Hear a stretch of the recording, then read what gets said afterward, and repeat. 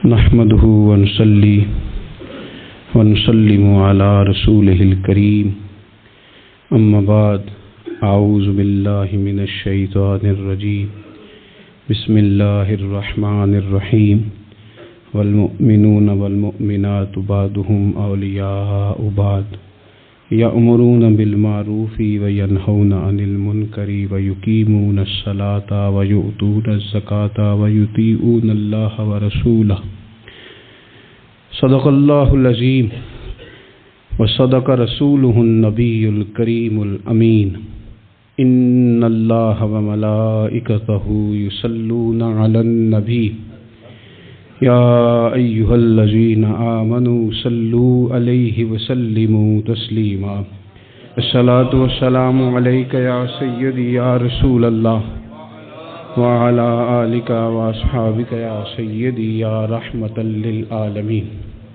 حمد و صلاۃ کے بعد دوستو، بزرگوں اور بھائیوں، انسان معاشرے میں جب جنم لیتا ہے، پیدا ہوتا ہے اور پھر وہ اپنی عمر کے منازل طے کرتا ہے، بہت سارے لوگوں سے اس کا سابقہ پڑتا ہے، بہت سارے لوگوں سے اس کا واسطہ پڑتا ہے۔ بچپن سے لے کر تا وقت انتقال وہ جتنے لوگوں سے ملتا ہے، جتنے لوگوں کے ساتھ وقت گزارتا ہے، ان تمام کی شخصیات اس پر کچھ نہ کچھ اثر چھوڑتی ہے۔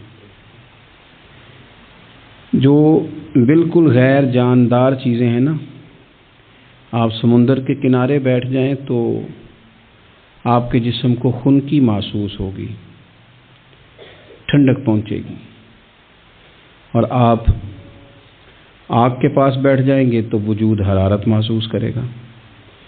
انسان کا وجود ظاہری طور پر بھی اور باطنی طور پر بھی باہر کا خارجی اثر قبول کرتا ہے۔ اب بہت سارے لوگ ہیں جو یہ کہتے ہیں کہ میں بڑا پکا ہوں، مجھ پر کسی بات کا اثر نہیں ہوتا۔ یہ بات بہت زیادہ درست نہیں ہے۔ انسان بہرحال اثر قبول کرتا ہے۔ ہاں، جو لوگ علم میں، عمل میں اور نظریات میں بہت زیادہ پختہ ہو جاتے ہیں اور بہت زیادہ وہ معلومات رکھتے ہیں، وہ کئی دفعہ سامنے والا جب بات کرتا ہے تو اس کی بات کا جواب یا رد ان کے پاس موجود ہوتا ہے، تو پھر وہ اس اثر سے بچتے ہیں، لیکن کلیتاً نہیں۔ بہرحال کچھ نہ کچھ اثرات عام لوگوں پر، میں کہہ چکا ہوں کہ جو اسپیشلسٹ لوگ ہیں کسی بھی معاملے میں وہ تو بچ جاتے ہیں، لیکن عام لوگ بہرحال اثر قبول کر لیتے ہیں۔ اللہ تبارک و تعالیٰ نے نا اپنے بندوں کی اس کمزوری پر بھی اپنے بندوں کو یہ رہنمائی کی ہے کہ چونکہ تم نے اثر قبول کرنا ہے، لہذا اس طرح کرنا کہ صالح نیک لوگوں کی صحبت میں بیٹھنا، اور جو برے لوگ ہوں ان سے خود بخود پرہیز کرنا، ان کے پاس ہی نہ جانا۔ ضروری نہیں ہے کہ بچے کو آگ جلا ہی دے، لیکن بچہ چونکہ اس کا اثر لے لے گا، وہ اسے پتہ نہیں کہ وہ آگ ہے، لہذا اس کی ماں اسے نصیحت کرتی ہے کہ بیٹا تو آگ کے پاس جا ہی نہ، ایسا نہ ہو کہ تو چلا جائے اور تیرے لیے بہت زیادہ نقصان کا باعث یہ چنگاریاں بن جائیں۔ اللہ تبارک و تعالیٰ نے نا ہمیں صالحین کی صحبت اختیار کرنے کا کہا اور برے لوگوں سے بچنے کا کہا، اور اگر قرآن مجید کی زبان میں سادہ ترجمہ کیا جائے تو ایک قوم کے پاس بیٹھنے کو کہا اور 2 مرتبہ پرہیز کا کہا۔ صراط الذین انعمت علیہم، ان لوگوں کے رستوں پہ چلو جو انعام یافتہ ہے، وہ ایک گروہ بتایا، اور غیر المغضوب علیہم ولا الضالین، ان سے بچو جن پر غضب ہوا اور وہ جو رستے سے بھٹک گئے، گمراہ ہو گئے۔ پرہیز کی باری آئی تو 2 لوگ بتائے، بھٹکے ہوئے سے بھی بچنا، اور جو فضل والے نہ ہوں، غضب والے ہوں، ان سے بھی بچنا۔ تو صالح صحبت، اچھی صحبت، نیک لوگوں کے ساتھ اٹھنا بیٹھنا۔ قرآن مجید کی سورہ توبہ میں اللہ کریم ارشاد فرماتے ہیں والمؤمنون والمؤمنات بعضهم اولیاء بعض، مومن مرد اور مومن عورتیں ایک دوسرے کے مددگار ہیں، دوست ہیں، مددگار ہیں۔ کیا مدد کرتے ہیں؟ وہ مالی مدد کرتے ہیں، ان کو معاشی طور پر سپورٹ کرتے ہیں؟ نہیں، ارشاد فرمایا یأمرون بالمعروف وینہون عن المنکر، وہ نا بھلائی کا حکم دیتے ہیں اور برائی سے منع کرتے ہیں، یہ والی مدد کرتے ہیں ایک دوسرے کی، یہ مومنوں کا کمال ہے۔ اور پھر وَيُقِيمُونَ الصَّلَاةَ وَيُؤْتُونَ الزَّكَاةَ، وہ نماز صحیح ادا کرتے ہیں اور زکوٰۃ بھی ٹھیک ادا کرتے ہیں۔ وَيُطِيعُونَ اللَّهَ وَرَسُولَهُ، اللہ کی بھی اطاعت کرتے ہیں اور اللہ کے رسول کی بھی اطاعت کرتے ہیں۔ ان کی مدد یہ ہے ایک دوسرے کے لیے کہ وہ بھلائی کا حکم دیتے ہیں، برائی سے منع کرتے ہیں، مل کے نمازیں پڑھتے ہیں، زکوٰۃ ادا کرتے ہیں، اللہ اور اس کے رسول کی اطاعت کرتے ہیں۔ فرمایا اولئک سیرحمہم اللہ، قربان جائیں، کیا انداز کریمانہ ہے رب کریم کا۔ فرمایا یہ وہ لوگ ہیں جن پر اللہ ضرور رحم فرمائے گا، جن پر اللہ اپنے فضل سے ضرور رحم کرے گا، اللہ ضرور رحمت کرے گا ان لوگوں پر، اس لیے کہ یہ ایک دوسرے کے مددگار ہیں۔ ان اللہ عزیز حکیم، اور بے شک اللہ غالب حکمت والا ہے۔ ایک دوسرے کی مدد خیر کے کاموں میں کرنی چاہیے۔ نبی کریم صلی اللہ تعالی علیہ وسلم نے فرمایا کہ اپنے بھائی کے مددگار بن جاؤ، چاہے وہ ظالم ہو یا مظلوم ہو۔ فوری طور پر انسانی ذہن میں سوال اٹھتا ہے کہ یا رسول اللہ صلی اللہ تعالی علیہ وسلم، یہ مظلوم کی مدد تو سمجھ میں آتی ہے، ظالم کی مدد کیسے کریں؟ تو اللہ کے حبیب علیہ الصلوۃ والسلام دیکھیں کتنا نفسیات کے قریب، کتنا آسان کر کے، کتنا انسانی سطح جس کو بڑی جلدی قبول کرے، اس طرح حضور نصیحت فرماتے، یا رسول اللہ صلی اللہ تعالی علیہ وسلم یہ بھلا ظالم کی مدد کیسے کریں؟ تو حضور نے فرمایا اسے ظلم کرنے سے روک دو، یہی تمہاری اس کے لیے مدد ہے۔ تم اسے سمجھاؤ کہ یہ بات غلط ہے، تم اسے کہو کہ تم زیادتی پر ہو، تم اسے کہو کہ تم غلط بات پہ اڑ گئے، تم اسے سمجھاؤ کہ جس رستے کے تم مسافر بنے ہو یہ رستہ ٹھیک نہیں ہے، یہ تمہاری مدد ہوگی اس کے لیے۔ تم اپنے دوست کو، بھائی کو، عزیز کو، رشتہ دار کو قائل کرو کہ وہ غلط کام نہ کرے، یہ تمہاری مدد ہے اس کے لیے۔ تم مددگار بن گئے اپنے اس بھائی کے۔ اچھے لوگوں کی صحبت، اچھے لوگوں کے پاس اٹھنا بیٹھنا۔ آج کل اس کا ترجمہ اور بھی کیا جا سکتا ہے کہ اچھے لوگوں کو سننا، اچھے لوگوں کی بات پر توجہ دینا۔ ہمارا نا ایک مزاج ہے ذائقہ بدلنے کا،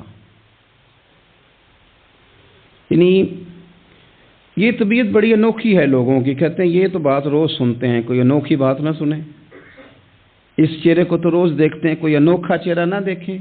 لیکن درویش کیا کہتے ہیں پاہویں سونے ملن ہزارہ، آسان نہیں یار بٹونا۔ او بھائی یہ مطلب سنو تو صحیح جی فلانا کیا کہہ رہا ہے۔ او بھائی خدا کے بندے پہلے تو اپنوں کی تو سن لے، وہ تو سمجھ لے، اس پر تو تھوڑا سا تو غور کر لے۔ ہم اس طرح الجھ جاتے ہیں اور قصداً الجھاؤ پیدا کرتے ہیں، ادھر بھی تھوڑا گئے، ادھر بھی تھوڑا گئے، اتنی بھی تھوڑی سنی، ٹھیک ہے، یہاں تو آپ پھر اتنا وقت رکھتے ہوں کہ سب کی بات سنیں اور اتنی صلاحیت رکھتے ہوں کہ اس کو پرکھ بھی سکیں، اور آپ اپنی ذہنی سطح پہ لا کے پھر صحیح کو صحیح کہنے کی طاقت رکھتے ہوں، غلط کو غلط کہنے کی اور جاننے کی صلاحیت رکھتے ہوں، تو آپ یہ کام کریں۔ لیکن اگر ایسا نہیں ہے تو پھر تو آپ اثر قبول کریں گے، پھر تو معاملات اور طرح کے ہو جائیں گے۔ اس لیے کوشش کریں کہ صالحین کی سنگت، نبی پاک صلی اللہ تعالی علیہ وسلم نے فرمایا، میرا خیال ہے اس عنوان پر اس سے زیادہ قیمتی بات نہیں ہو سکتی۔ اللہ کے حبیب علیہ الصلوۃ والسلام نے فرمایا کہ انسان اپنے دوستوں کے دین پہ ہوتا ہے۔ اوئے ہوئے اتنی بڑی بات فرمایا، انسان اپنے دوستوں کے مذہب پر ہوتا ہے، اس لیے سوچ کے بنایا کرو کہ یار کسے بنا رہے ہو، غور کر لو اس کو، دوستی کو، یارانے کو، اٹھنے بیٹھنے کو معمولی سا کام نہ سمجھنا، آنے جانے کو، سفر کرنے کو معمولی سا کام نہ جاننا۔ بندہ اپنے دوستوں کے مذہب پہ ہوتا ہے، اس کے منہ میں زبان اپنی ہوتی ہے۔ اکثر لوگ ایسے ہوتے ہیں ان کے منہوں میں زبان اپنی ہوتی ہے، لفظ اپنے نہیں ہوتے، جملے کسی اور کے بول رہے ہوتے ہیں۔ اس کا مطلب یہ ہوتا ہے کہ وہ سارا اثر قبول کر چکے ہیں کہ جو انہیں یا تو راہ حق پہ لے گیا ہے، اور اگر جس کا وہ اثر لے رہے تھے بندہ غلط تھا تو وہ انہیں غلط ترک پہ لے گیا ہے۔ ایک بات خواجہ حسن بصری کی، اللہ اکبر، صحیح لوگ چل رہے ہوتے ہیں، کسی درویش کے عقیدت مند ہوتے ہیں، تربیت پا رہے ہوتے ہیں، رستہ صحیح چل رہا ہوتا ہے، لیکن وہ مطلب فٹافٹ ایک کوئی شخص بیچ میں گھستا ہے اور آگے کہتا ہو نہیں میں تجھے بتاتا ہوں معاملہ تو کچھ اور ہے۔ وہ بالکل سڑک پہ صحیح چل رہے تھے، اب انہوں نے غلطی کیا کی، انہوں نے ہر چمکنے والی چیز کو سونا سمجھ لیا، انہوں نے ہر اجلی چیز کو طیب جان لیا۔ حضرت خواجہ حسن بصری فرماتے ہیں بروں کی صحبت میں نہ بیٹھنا، بروں کی صحبت تجھے اچھوں سے بدگمان کر دے گی، وہ تیرے ذہن میں اچھوں کے بارے میں۔ حضرت پیر چندن شاہ صاحب رحمۃ اللہ تعالی علیہ آل و مہار شریف والے، حضرت پیر چندن شاہ صاحب رحمۃ اللہ علیہ کے پاس نا ایک نوجوان آیا تو پیار ہو گیا، وہ بیٹھنے لگا، طریقت سیکھنے لگا۔ وہ لوگ بھی بڑے خالص تھے، انہیں مریدوں کی صورت میں طاقت نہیں چاہیے ہوتی تھی، بلکہ انہیں مریدوں کی صورت میں وہ لوگ چاہیے ہوتے تھے جو ان کا پیغام آگے پہنچائیں، جو ان سے وہ سیکھیں، جو وہ سکھا کے انہیں دیندار بنانا چاہتے ہیں۔ تو بچہ بیٹھ گیا، حضرت بھی بڑا ہی پیار کرنے لگے، اسے دین سمجھانے لگے۔ تو اس کے والد صاحب پیچھے سے آئے اور آگے کہنے لگے پتر چل گھر چلیے۔ کہنے لگے جی ابا جی اور میں تے نہیں جانا، میں تے ایتھے ہی رہنا ہے۔ کہنے لگا پتر چل میں بڑے پیر ویکھے نے۔ تو بیٹا بیٹھتا تھا نا صحبت میں تو کچھ میٹھی باتیں اور خوبصورت جملے اسے بھی سمجھ میں آ گئے تھے۔ کہنے لگا ابا جی تساں تے بڑے ویکھے نے، تانوں نہیں نہ کسے ویکھیا، یہ تیری نظر کا کمال ہے کہ میری زندگی کا سوال ہے، تجھے نہیں نہ کسی نے دیکھا، مجھے تو دیکھ لیا، میری مجبوری ہے کہ میں کسی کی نظر میں آ گیا، اور نظر کی جولانیاں نہ پوچھو، نظر تو وہ ظالم نظر ہے، اٹھے تو بجلی پناہ مانگے اور گرے تو خانہ خراب کر دے۔ اس لیے میں تو نظر میں آ گیا ہوں، اب مجھے بتائیں میں کدھر جاؤں، میرا معاملہ اور طرح کا ہو گیا۔ تو عزیز دوست آپ یہ دیکھیں کہ آپ کسی صالح بندے کی صحبت میں جا رہے ہیں اور یکدم ایک شخص آیا ہے، اس نے آ کے سارا معاملہ روک دیا۔ بروں کی صحبت اچھوں سے بدگمانی پیدا کرتی ہے۔ آپ کے دوستوں کا ٹھیک ہونا بڑا ضروری ہے، حلقہ احباب کا درست ہونا بڑا ضروری۔ آپ نے تھوڑا سا بھی جس کے ساتھ سفر کرنا ہے نا، اس بندے کا بھی ٹھیک ہونا بڑا ضروری ہے، ورنہ انسانی ذہن میں بعض لوگ ایسے سوالات چھوڑ دیتے ہیں کہ وہ سوالات نہیں ہوتے، وہ وسوسے ہوتے ہیں۔ وہ تو ایک جملہ کہہ کے گزر گیا، اور انسان ہے کہ وہ لڑتا رہا، جد و جہد کرتا رہا۔ مجھے بڑی اچھی طرح بات یاد ہے، میں اپنے احباب میں سے سمجھ لیں یا بہن بھائیوں میں سے نہ کسی کے ساتھ کو تھوڑا بہت خیر کا کام کرتا تھا اپنی توفیق کے مطابق۔ تو ایک دن میں دوبارہ سے اسی سلسلے میں اپنی خدمت کے لیے حاضر ہوا تھا، تو میں واپس لوٹا تو ایک صاحب مجھ سے کہنے لگے کنا کچھ تو سائیں پار چانا ہے، دیکھ رہے ہیں سالوں گزر گئے۔ میں آپ کو اپنی بات بتاتا ہوں، تو واقعی میرا ذہن الجھنے لگ گیا۔ واپس آنے تک میں نے کہا یار یہ کب تک، یعنی کہ تو ہر روز کوئی نہ کوئی بات سنا دیتے ہیں کہ فلانی بھی مجبوری ہے، فلانی بھی، کب تک یہ کرنا ہے؟ میرا ذہن خاصا الجھ گیا اور میں بڑی عجیب سی کیفیت میں چلا گیا۔ میں اسی پریشانی کے عالم میں تھا کہ میں نے طبقات امام شورانی کھولا، ویسے ہی بائی دوے تو سامنے ایک بزرگ کا قول آ گیا، وہ کہنے لگے یاد رکھنا بندے بندوں کے محتاج نہیں، بندے رب کے محتاج ہیں، اور اگر کوئی بندہ کسی کا بھلا کرتا ہے نا تو بس اللہ نے اس کی ڈیوٹی لگائی ہے، باقی دے اللہ ہی راہ ہے، بندے بندوں کے محتاج۔ اگر کوئی بندہ کسی کو کچھ دیتا بھی ہے تو وہ اللہ کی دی ہوئی ڈیوٹی سر انجام دیتا ہے، بندے او ہو میرا تو رو رو کے برا حال ہو گیا۔ اور میں نے کہا تو کیا سوچنے لگ گیا تھا، تو کچھ ہے، میں مسکین پرانا خادم کسے در ملی نہ ٹوئی، تے واصف یار نے نظر جو کیتی تے واصف ہی ہوئی۔ وہ پتہ سارا ہے نا سردار نو کیتیاں دا، اے دا پردہ چپایا ہی چلو بھلا ہو سی۔ الجھے نہیں، لوگ الجھا دیں گے آپ کو، چھوٹی سی بات کریں گے آپ الجھ نہیں، آپ کہیں گے اوہ میری وجہ سے چل رہا، تیری وجہ سے کچھ بھی نہیں چل رہا، کچھ بھی نہیں تیری وجہ سے چل رہا۔ بڑے بڑے تھے جو قبروں میں لیٹ گئے، ہوئے نامور بے نشاں کیسے کیسے، اور زمین کھا گئی نوجوان کیسے کیسے۔ کہاں میرے بھائی کسی کی وجہ سے نہیں، یہ نظام میرے رب کا ہے اور میرے مالک کی قدرت سے چل رہا ہے، یہ نبی کریم علیہ السلام کی نگاہ کرم سے چل رہا ہے۔ اس لیے الجھے نہیں، آپ کو لوگ الجھائیں گے، کہیں گے کب تک جی آپ تو فلانا تو بس ایسے ہوگا، نہ نہ نہ، الجھے نہیں، کبھی نہیں الجھے۔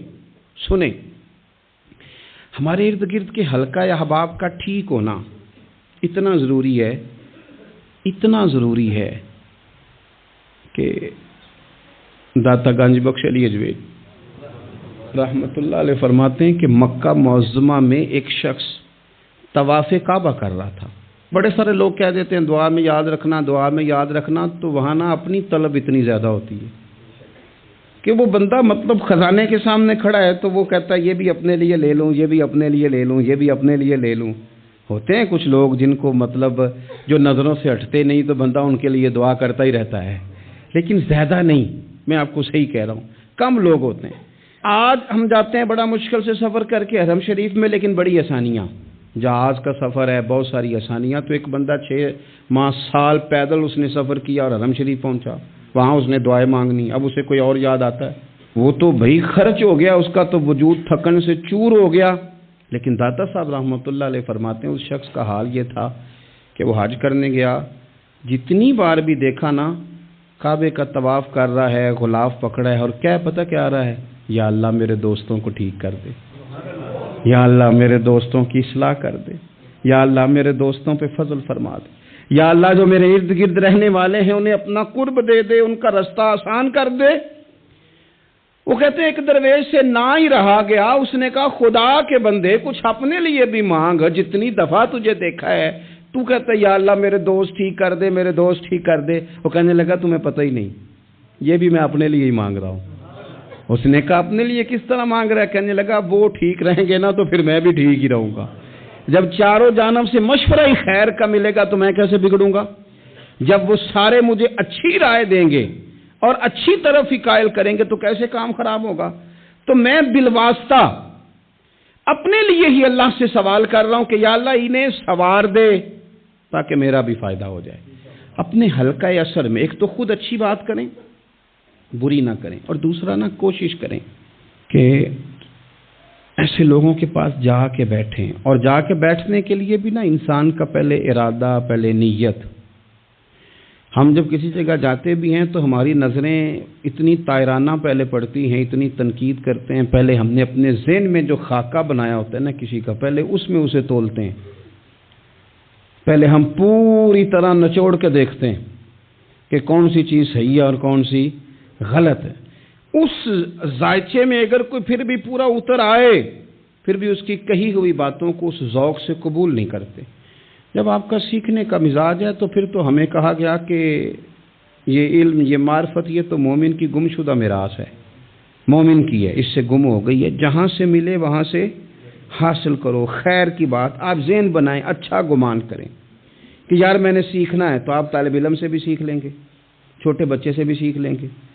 اگر آپ کا ذہن ہے اور اگر یہ نہیں ہے تو پھر میرے بھائی اینک اتنی تگڑی ہے، اتنی سخت ہے کہ اس کے شیشوں پر کوئی پورا اتر سکتا ہی نہیں، تو پھر کس طرح سیکھیں گے؟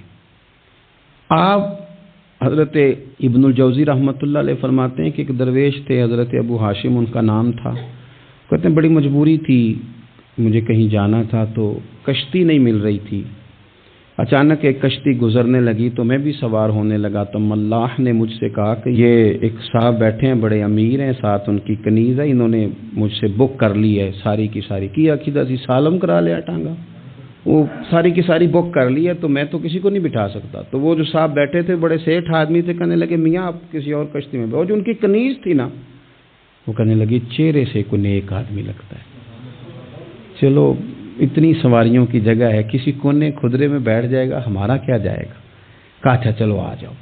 کہتے میں کونے میں بیٹھ گیا، تھوڑا رستہ آگے گیا، انہوں نے کھانے کا سامان نکالا، مجھے بھی کھلایا، لیکن کھاتے کھاتے میری نظر پڑی تو اس میں تو شراب کے برتن بھی تھے معاذ اللہ۔ پھر اس شخص نے کھانا کھانے کے بعد اس کنیز سے کہا کہ مجھے معاذ اللہ گانا سناؤ، وہ گانے گانے لگی، یہ میری طرف متوجہ ہونے لگا، مجھے کہنے لگا سنو، میں نے کہا میں یہ نہیں سنتا، پھر میری طرف شراب بڑھائی، میں نے کہا میں نہیں پیتا، تو کہنے لگا تو کیا سنتا ہے، تو کیا سنتا ہے؟ تو کہنے لگے میں سناؤں کیا سنتا ہوں؟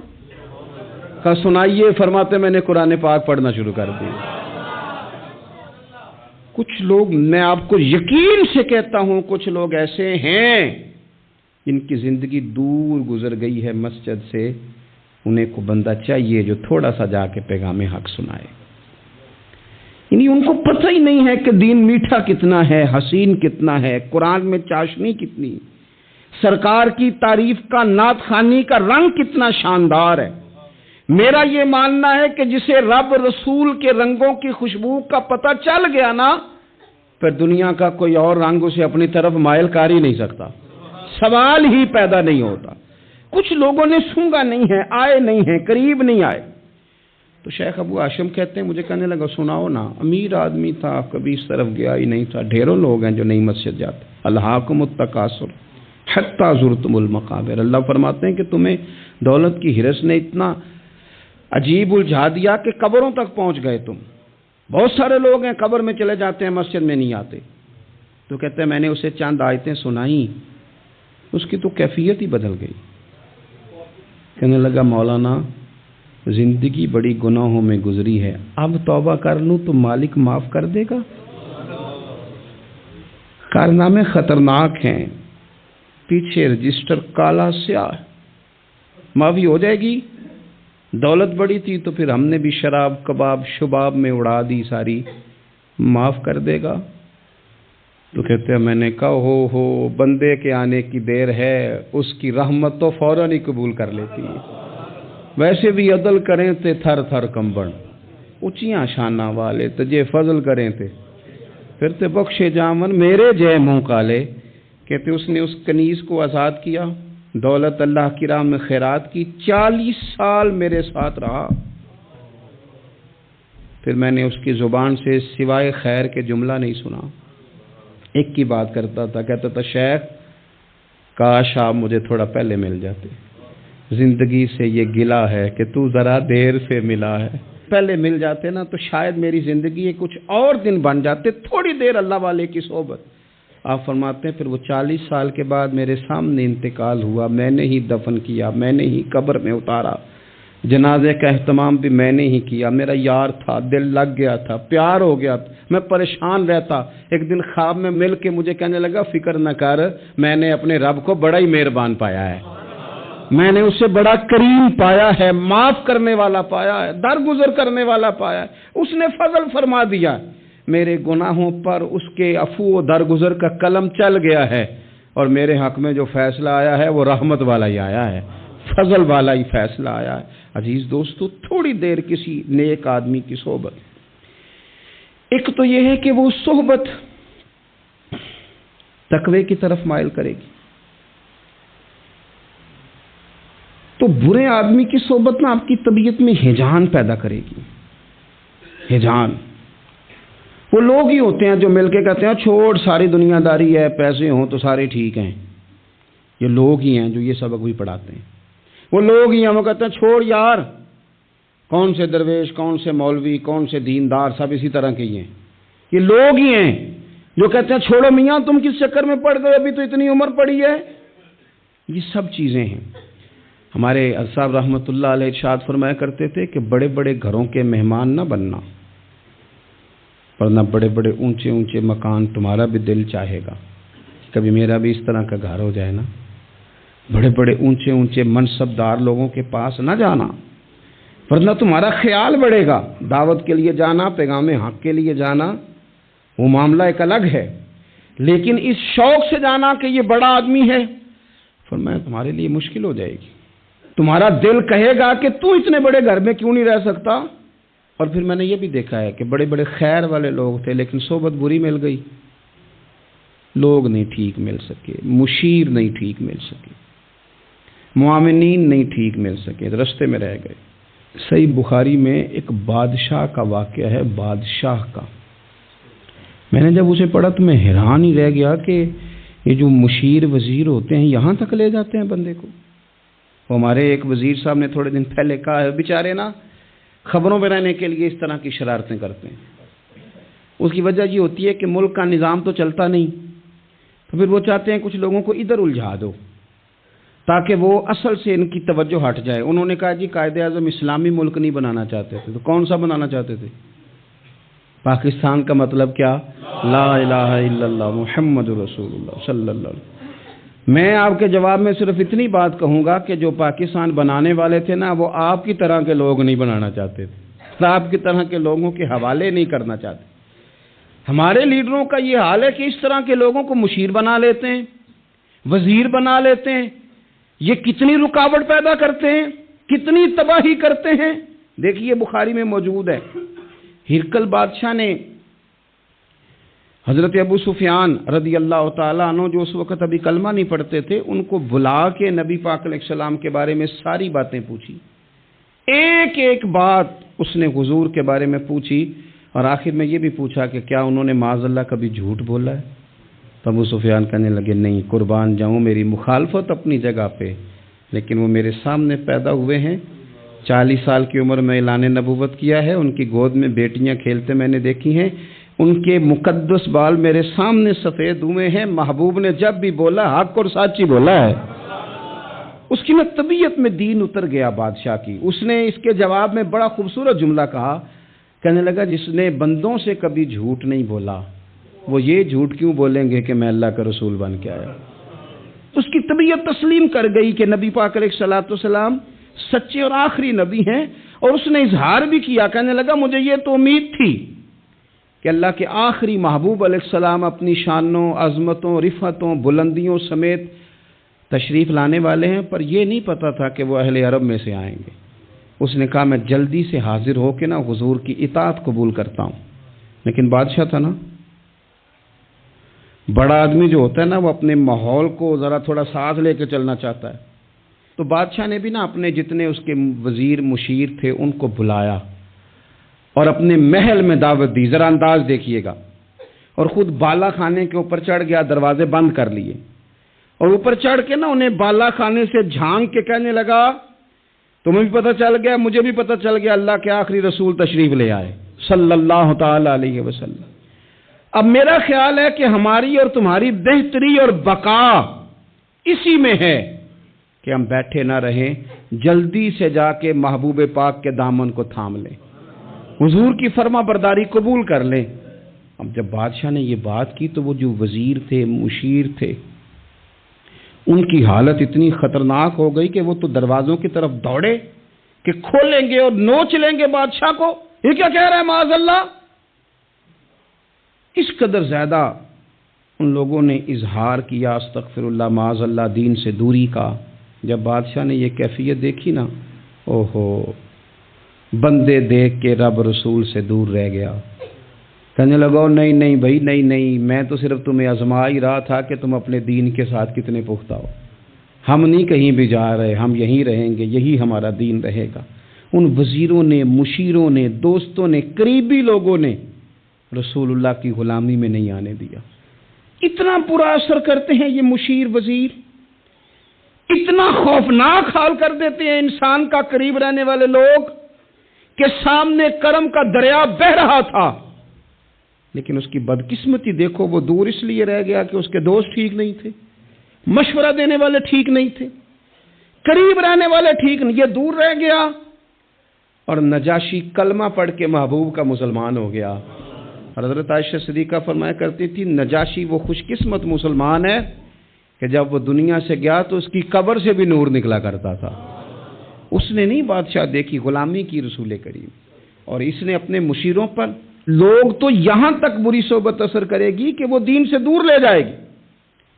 اور ایک تو ہے دین کے قریب آنا، یہ جو بات آخر میں کرنے لگا ہوں نا، یہ زیادہ توجہ طلب ہے۔ جو لوگ کہتے ہیں نا میرا دل نہیں بدلتا، جو لوگ کہتے ہیں میری کیفیت نہیں بدلتی، ذوق نہیں آتا، تو یہ حدیث بتاتی ہے کہ ذوق بھی کوئی خاص صحبت میسر آئے تو پھر ہی قائم رہتا ہے۔ وہ جو محبوب علیہ السلام نے فرمایا نا کہ اللہ کا بندہ وہ ہے جسے دیکھو تو رب یاد آ جائے۔ خاص لوگ ہوتے ہیں جن کی صحبت میں بیٹھنے سے انسان کا دل اللہ سے جڑتا ہے، رسول اللہ صلی اللہ علیہ وسلم سے جڑتا ہے، دین پر عمل کرنے کو طبیعت چاہتی ہے۔ ایسے لوگوں کی صحبت کتنی مفید ہے وہ ہمیں اس حدیث سے اخذ کرنا ہے۔ حضرت حنظلہ رضی اللہ تعالیٰ عنہ اور مرکز وفا اور اس امت کے ادب اور عشق میں استاد حضرت ابو بکر صدیق رضی اللہ تعالیٰ عنہ، یہ دونوں حضور کی بارگاہ میں گئے، انداز کا اختیار کیا، کہنے لگے یا رسول اللہ صلی اللہ علیہ وسلم، ہمارے دل کی تو کیفیات دو قسم کی ہیں۔ حضور جب ہم آپ کے پاس ہوتے ہیں نا، جنت اور دوزخ کا ذکر سنتے ہیں، ہمیں یوں لگتا ہے جنت اور دوزخ ہماری آنکھوں کے سامنے، دل کے اندر فوراً جذبات ابھر آتے ہیں کہ اب ہر خیر کا کام کرنا ہے، اب جنت ہی کی طرف مائل ہونا ہے۔ ہماری قلبی کیفیات، ہماری باطنی کیفیت بدل جاتی، نور نالا نور ہو جاتا ہے سارا کچھ۔ لیکن حضور جب ہم آپ کی بارگاہ سے اٹھ کے گھر جاتے ہیں، بال بچوں کے پاس جاتے ہیں، تو پھر وہ حال نہیں رہتا۔ یا رسول اللہ صلی اللہ علیہ وسلم یہ کیا ہے؟ تو محبوب نے کیا فرمایا؟ آپ یقین کریں جو اہل طریقت اور تصوف ہے نا، یہاں ان کی روحیں مچل جاتی ہیں۔ حضور فرمانے لگے حالت ایک طرح کی نہیں رہتی، ہاں اگر تمہاری وہی حالت رہے جو تمہاری میرے پاس ہوتی ہے، اگر کیفیت باطنیہ وہی رہے جو میری بارگاہ میں ہوتی ہے، تو فرمایا تم بستروں میں موجود ہو اور فرشتے آ کے تم سے سلام کریں، تم ابھی رستوں میں ہو اور فرشتے تم سے ملاقات کریں، اگر تمہاری کیفیت وہ بن جائے جو یہاں ہوتی ہے، اگر تم اسی پر جم جاؤ وہی حالت ہو جائے، تو پھر تو فرشتے گویا آئیں تمہاری زیارت کے لیے، تمہاری ملاقات کے لیے فرشتے آئیں۔ اگر کیفیات بدل جائیں کسی اللہ کے بندے کی بارگاہ میں بیٹھ کر، تو پھر اس کیفیت کو برقرار رکھنے کی کوشش کی جائے، اگرچہ حضور نے فرما دیا کہ کیفیات ایک جیسی نہیں رہتی، اور چلو میرے بھائی تھوڑی دیر کے لیے ہی صحیح، جتنی صحبت میسر آئے۔ شاید اسی لیے امام اعظم ابو حنیفہ رحمۃ اللہ علیہ کی عمر 60 سال سے زیادہ تھی، تو کسی نے پوچھا حضور کتنی عمر ہے؟ فرمایا عمر ہے 3 سال۔ حضرت آپ تو علم، عمل، روحانیت، معرفت کے شاہ سوار ہیں، تو ساری داڑھی سفید اور آپ کہہ رہے ہیں 3 سال۔ فرمانے لگے عمر وہی 3 سال ہے جو امام جعفر صادق کی خدمت میں گزر گئی، وہ کیفیات جو ان کی بارگاہ میں رہتی تھیں، وہ انداز جو ان کی بارگاہ میں رہتا تھا، جو ان کے پاس ہوتا تھا، وہ پھر کہیں اور میسر ہر مشکل دی کنجی یارو ہاتھ مرداں دے آئی، اور مرد نظر کرے جس ویلے، اوئے ہوئے ہوئے، مرد نظر کرے جس ویلے، مرد نظر کرے جس ویلے، پھر مشکل رہے نہ کائی۔ وہ جو کیفیات ہے نا اس وقت کی، جب کوئی رب کا بندہ ملے اور انسان اس کی صحبت میں بیٹھ کے اپنے رب کو یاد کرے، رسول کریم کی محبت میں مچلے، تو پھر وہ لمحے اتنے قیمتی ہیں کہ وہ زندگی سنوارنے کے لیے کافی ہو سکتے ہیں۔ اللہ کریم اچھی صحبت نصیب فرمائے۔ آخر دعوایا ان الحمدللہ رب العالمین۔